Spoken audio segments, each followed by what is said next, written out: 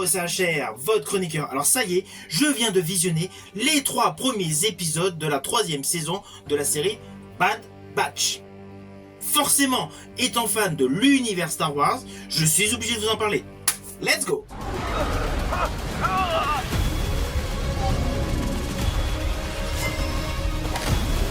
Tout le monde à couvert! On n'est pas très doué pour suivre les ordres. Alors rassurez-vous, avant d'entrer dans le détail dans l'histoire du premier épisode, vous allez pouvoir découvrir un résumé, un récapitulatif de tout ce qui s'est déroulé lors des 2 précédentes saisons. J'ai bien dit la totalité de ce qui s'est passé dans les 2 précédentes saisons. Car forcément, vous allez comprendre au fur et à mesure du déroulé de l'histoire que ce récap est une nécessité.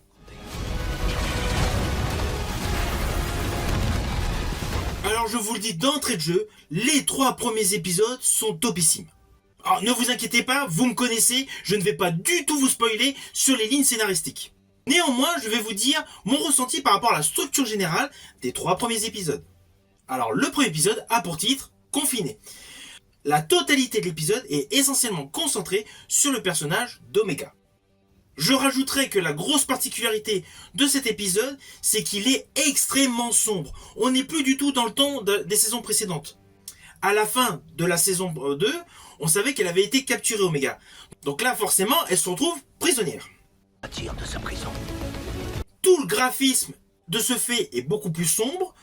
Il y a beau avoir des moments suréclairés pour montrer donc la technicité, l'innovation technologique de ce laboratoire scientifique dans lequel elle est prisonnière. Mais les contrastes sont mis en exergue afin d'alourdir l'atmosphère, surtout de faire monter en vous une certaine angoisse, une certaine lourdeur. À cela s'ajoute dans cet épisode beaucoup de moments intimistes qui forcément vont vous toucher. À cela s'ajoute une très belle composition musicale de Kevin Kiner, qui, on va pas se mentir, joue à fond sur le côté lancinant, les musiques angoissantes et les musiques extrêmement tristes. À chaque plan séquence, plan donc dessiné, où l'on découvre le personnage d'Omega. Je n'ai qu'un seul regret sur ce premier épisode, c'est qu'il soit court. Alors oui, c'est plus de 30 minutes, mais en fait on a envie d'en savoir plus. Mais heureusement, il y a l'épisode 2.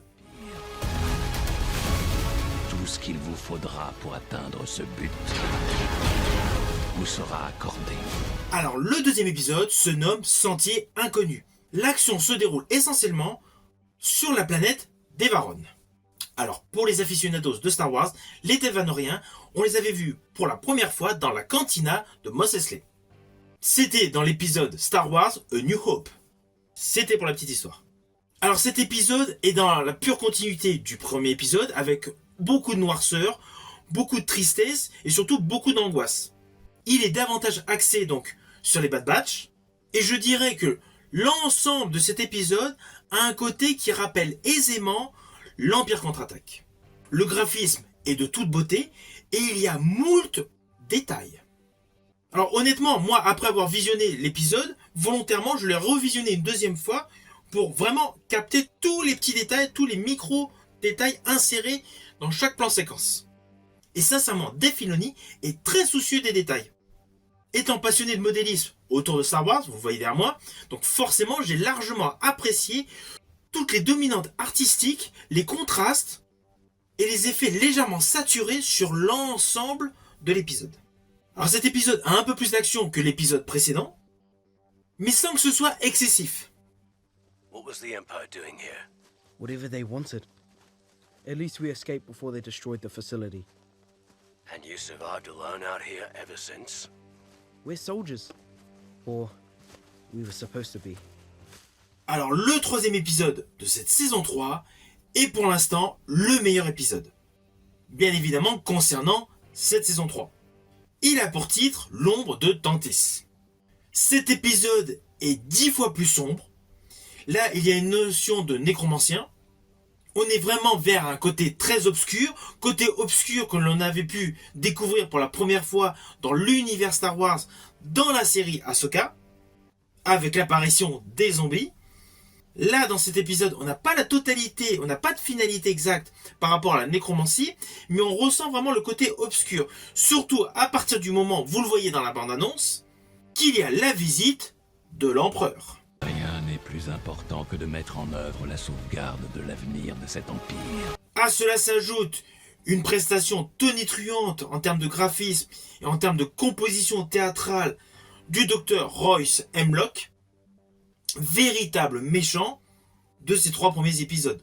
Lorsque vous allez découvrir cet épisode, vous allez vraiment avoir la sensation que toute la biologie, toute la génétique est principalement mise en exergue dans The Bad Batch.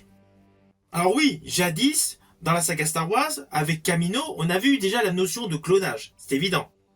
La génétique a déjà eu un rôle prépondérant. Mais là, on bascule vers un côté vraiment sombre. Néanmoins, vous allez également découvrir un personnage de Kamino. Cet épisode donne énormément d'ouverture scénaristique, plusieurs arcs narratifs peuvent rebondir, et le final, que dire? On se doute que cela va vraiment être très compliqué pour Omega.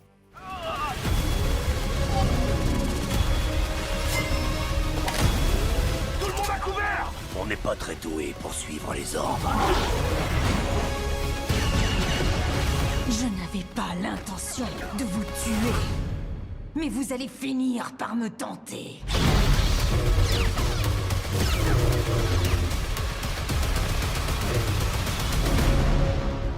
Alors au final, mon principal ressenti concernant cette série, c'est qu'elle est beaucoup plus édulcorée que les 2 précédentes saisons.